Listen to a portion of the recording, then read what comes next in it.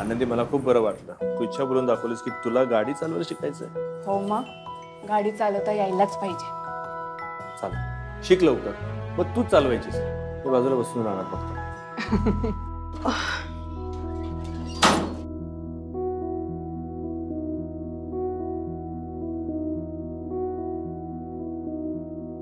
वर्षाताई, काय झालं? बरं नाही वाटत आहे? ऑफिसला गेले होते ना? अगं हो, खूप उलट्या व्हायला लागल्या. मग ऑफिस मधले कलिग म्हणाले इतका त्रास होतोय तर कशाला आलीस, घरीच बसायचं ना. मग शेवटी बॉसने मला घरी पाठवलं. बरोबर केलं त्यांनी. डॉक्टरांकडे जायचं? नाही, डॉक्टरांनी औषधं दिली आहेत उलट्या होण्यावर. पण काय आहे ना, सकाळी 2 तास बरं वाटतं आणि मग पुन्हा हे चालू होतं. आनंदी, मला एक कळत नाही, मॉर्निंग सिकनेस म्हणतात ना ग याला, मग दुपारी कसं काय होतं हे? दादा, हसतोस काय? अगं तुझ्यावर नाही हसत आहे मी. अजून एखाद महिना जाईल यात. हो माहितीये मला, पण कसं सहन करायचं, कंटाळा आला आता ह्या उलट्यांचा. बरं शांत व्हा, मी काहीतरी खायला बनवून देऊ? ए बाई, खायला बिला काही नको, मला अजिबात जाणार नाही. आणि मी करीन माझं मॅनेज, मला सवय झाली आता याची. हा, काही वाटलं तर सांगा. अगं हो, तुम्ही कुठेतरी बाहेर निघाला होतात ना, मग जा ना कामाला. हो, आणि ऐका ना, मी तुमच्यासाठी मस्त लिंबाचं लोणचं बनवणार आहे. हो, आवडतं ना तुम्हाला? तोंडाला जरा चव येईल. चालेल. निघूयात? निघूया, चला. एक मिनिट. दादा, आनंदी बरी दिसते आज, काय विशेष? विशेष म्हणजे मॅडम ना गाडी शिकायची चालते. अरे वा, मस्त आहे. जा, ऑल द बेस्ट. थँक्यू. चला, काही वाटलं तर सांगा, फोन करा. हो, काळजी घ्या. हो, होय.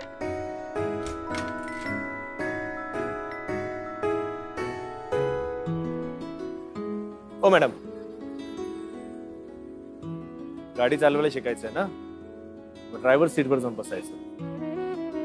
डायरेक्ट ड्रायव्हर सीटवर? मी आहे ना, घाबरू नकोस तू. जा.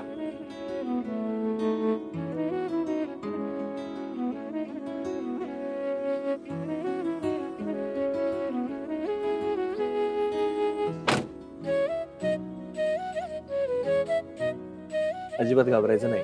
हा, सर्वात पहिलं सीट बेल्ट लावायचा. बरं, तुला थोडक्यात माहिती देतो. हा गिअर बॉक्स आहे.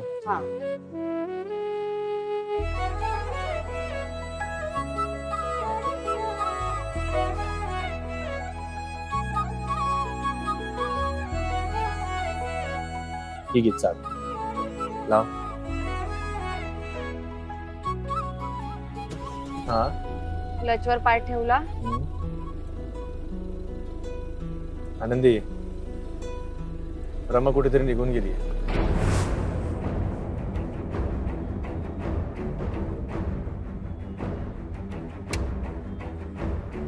निघून गेली म्हणजे? कळत नाहीये काहीच.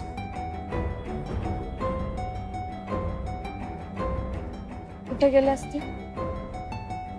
नाही माहिती मला, आणि मला काहीच कळत नाहीये. मी तिला आवाज देत होतो. आता एरवी तरी कधी आवाज दिला तर ती समोर यायची, म्हणजे आता हल्लीच.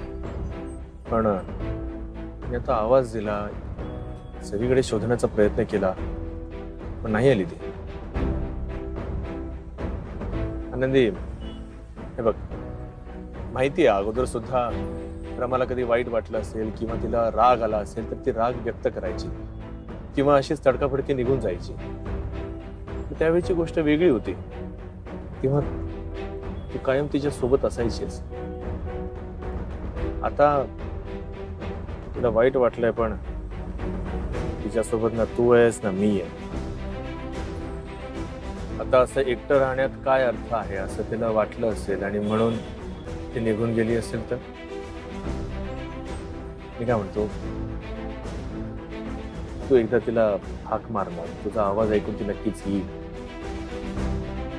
त्या गेल्या असतील तर त्यांना बोलवण्यात काय अर्थ? नंदी, नाही म्हणजे त्याचं सोडून जाणं, परत येणं, ह्याचा त्रास होत असेल ना त्यांना कदाचित. आणि आता माझ्यावर काही संकट आलं किंवा आपल्या कुटुंबावर काही संकट आलं तर मी आहे सक्षम, मी सांभाळू शकते सगळं. रमाताईंची गरज नाही मला आता. आणि तुम्ही आहात ना माझ्यासोबत, आपण करूयात बरोबर. तुम्ही फक्त माझ्यासोबत राहा, आपण आपलं आयुष्य छान जगूया. आता रमाताईंना काय वाटतंय, त्यांचं मन कसं वळवायचं ह्यात पडायचं नाही मला. माझ्यामुळे तुमच्या दोघांची चांगली मैत्री झाली आहे ना, ह्या गोष्टीचा आनंदच आहे मला. तुम्हाला बोलवायचं आहे का त्यांना पण? नाही नाही नाही, बोलवायचं असेल तर तुम्ही बोलवा. म्हणजे तुम्हाला हवे ते प्रयत्न तुम्ही करू शकता, पण मला नका काही सांगू, मला नाही पडायचं आहे. आनंदी, मला गाडी शिकवणार आहात ना तुम्ही? मला फक्त गाडी शिकायची, म्हणजे मला फक्त एवढंच हवंय की मी माझ्या मुलीला शाळेतनं परत घेऊन येईन, शाळेत सोडेन. आय एम सॉरी, मी रमाचा विषय काढला. I am extremely sorry. ठीक आहे, हा विषय आपण राहू दे. सर, गाडी शिकूया. हा हा बरं. हा, एक महत्वाची गोष्ट सांगायची राहिली. हा हँडब्रेक आहे. हा हँडब्रेक इमर्जन्सीली यूज करायचा असतो, आणि जेव्हा आपण गाडी पार्क करतो तेव्हा हा हँडब्रेक असा वर खेचायचा. ओके? मस्त वास आहे.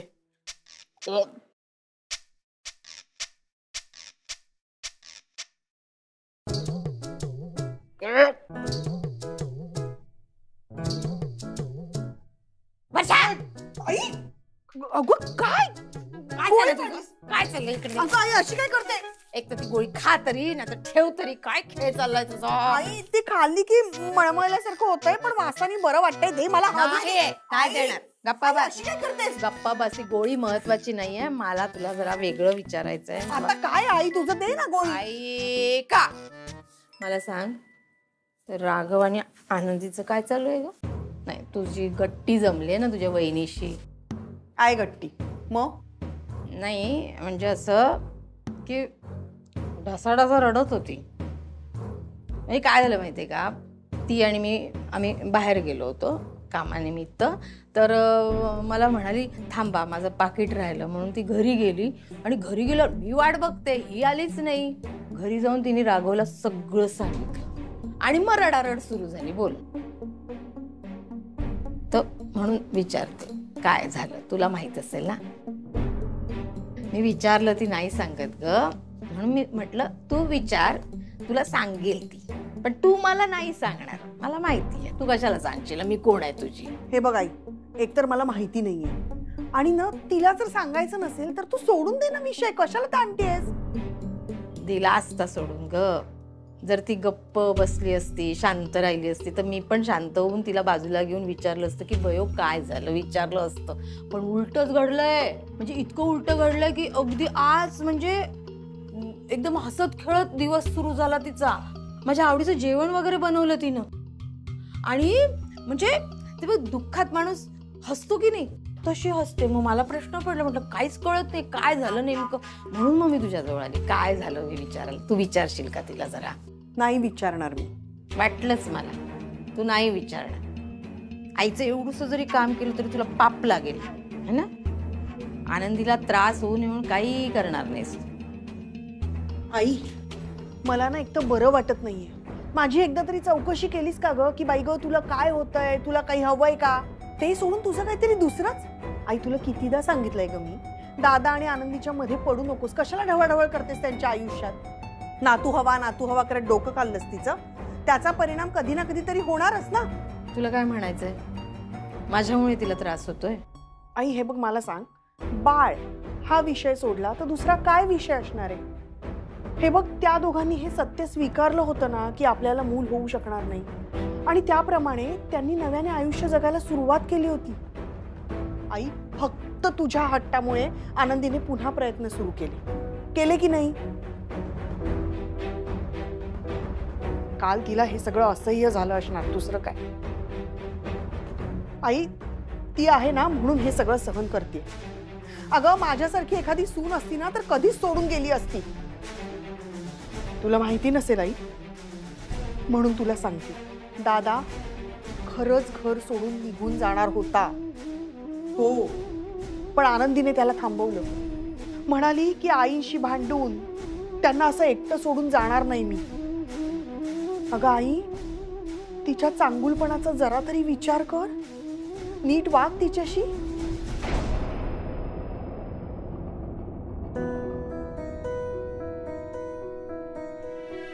वर्षा बरोबर बोलत होती. बाळ होण्याचा निर्णय त्या दोघांचा आहे. हा, राघव आणि आनंदी दोघ जण मिळून निर्णय घेणार ना त्यांच्या बाळाचा. त्यात राघव नाही नाहीच म्हणत होता. आनंदीला वाटत होतं थोडस आपल्याला बाळ व्हावं म्हणून ती मग माझ्या प्रयत्नांना साथ देत होती. पण मग आता तिलाही वाटतंय की नकोय, तर मग आता तिच्या मागे लागण्यात काय अर्थ आहे? काय उपयोगच नाही. मला तर नातू हवाय. तर नातू असण्याच्या इच्छेचं काय करू मी, काहीच कळत नाही.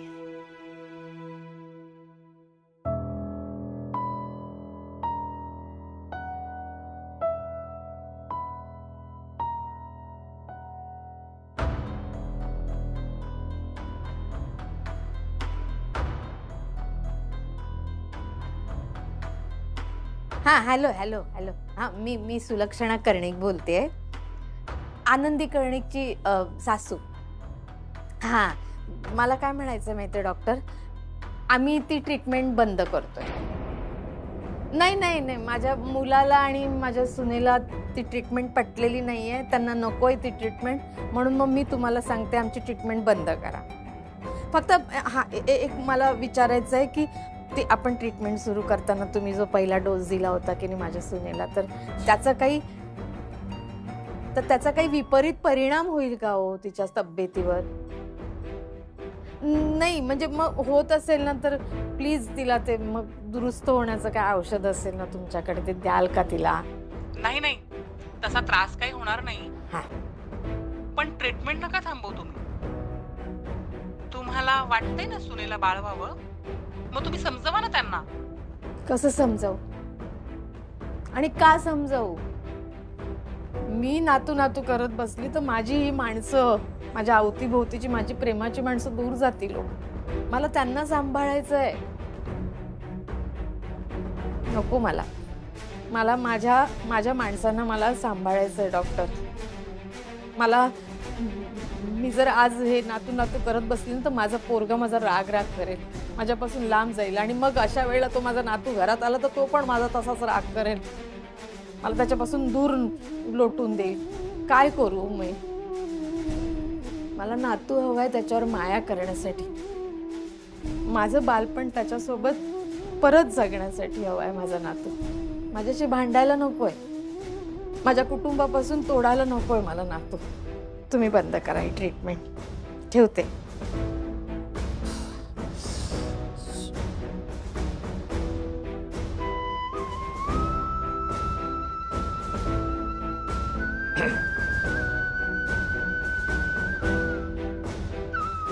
अजून याचा राग गेला नाही. मी बोलते आई त्यांच्याशी. मी पुढच्या तयारीला लागते. मालती आई आणि वर्षाताई येणार आहेत ना?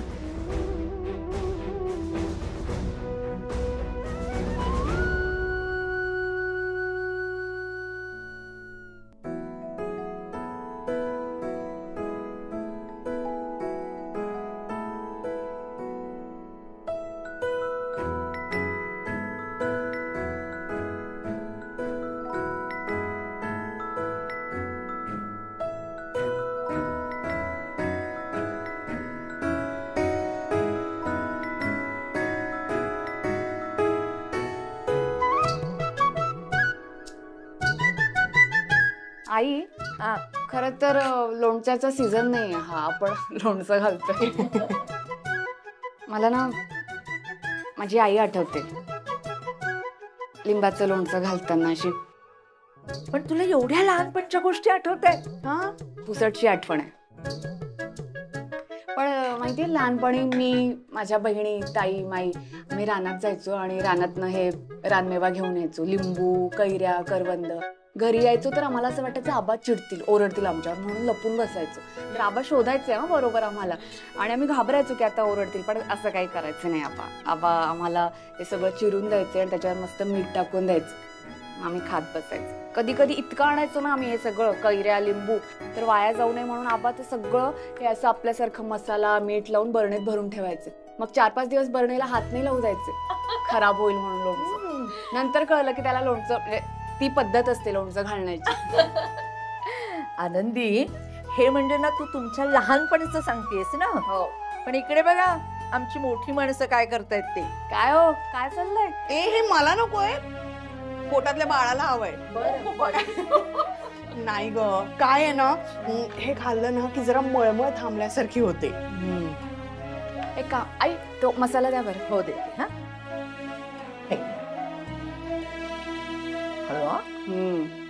काय करतेस? आता खा मग. हा सावकाश तिखट असेल नाही तर. छान ना, मस्त झाले आनंदी. त्या मुरल्यानंतर बघा कसं लागतं लोणचं. थोडासा हळू, जास्त तिखट नको खाऊ. नाही खूप कमाल लागतंय काकी. चला लिंब चिरा आता पटापट, आपल्याला लोणचं कालवायचंय सगळं. मी हे एवढं खाते आणि मग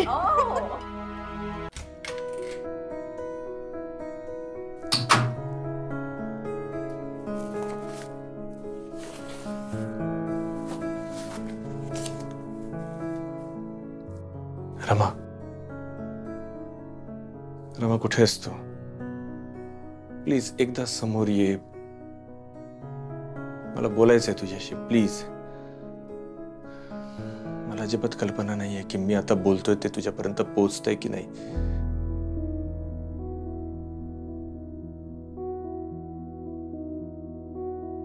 Rama, Rama, I am sorry.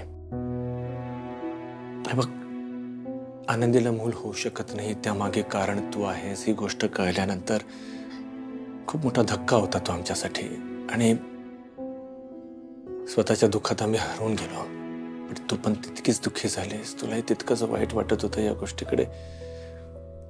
असं नाही की मी दुर्लक्ष केलं, पण त्यावेळी मी तुझ्या सोबत नव्हतो तुला साथ द्यायला. माझी चूक झाली. I am extremely sorry. Please Rama, ती वेळ अशी होती.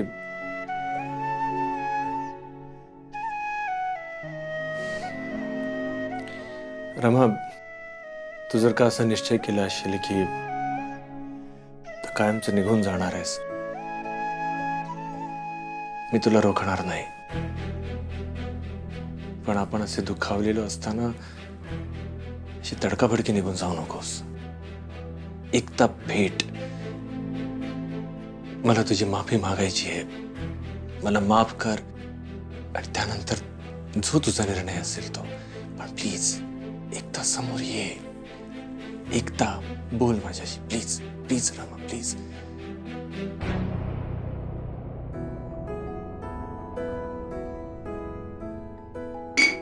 झालं, हे घ्या.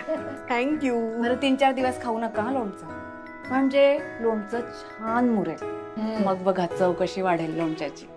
आणि ऑफिसला जाताना तुम्ही तेव्हा असं छोटी डबी घ्या आणि त्या डबीत 2-3 फोडी टाका आणि ऑफिसला घेऊन जा. आणि जेव्हा मळमळ होतं ना तेव्हा जेवणासोबत खा. जेवणही व्यवस्थित जाईल आणि बरंही वाटेल. बरं, थँक्यू आनंदी. अगं म्हणजे काय आहे ना, माझ्या ह्या सगळ्या काळात आई माझ्या बरोबर आहे, सासूबाई माझ्या बरोबर आहेत, मालती काकी पण आहेत. पण तू जे माझ्यावर प्रेम करतेस, माझे हे लाड करतेस ना, त्याने मला खूप बरं वाटतं.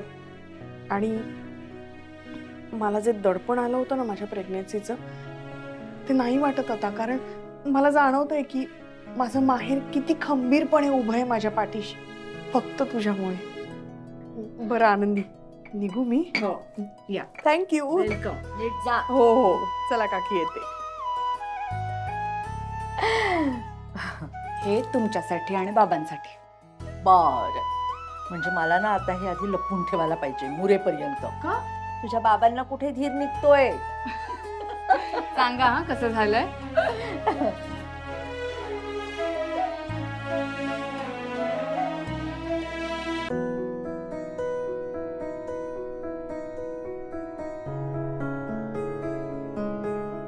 आई लोणचं आणलं होतं. झाली का लोणची बनवून?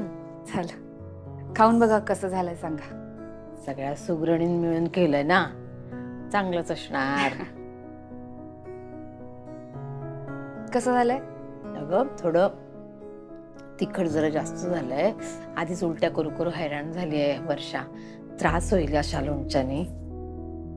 काळजी करू नका. मी त्यांना सांगितलं 3-4 दिवस खाऊ नका म्हणून. ते लोणचं मुरलं ना की चांगलं लागेल. मग त्यातला तिखटपणा आणि आंबटपणा पण कमी होईल. आपल्या आयुष्याचं पण असंच असतं नाही. असं प्रत्येक गोष्टीत घाईघाई करून नाही चालत. गोष्टीला थोडा वेळ द्यावा लागतो, थोडा काळ जाऊ द्यावा लागतो, मग सगळं ठीक होतं. आयुष्यात पुन्हा चव येते.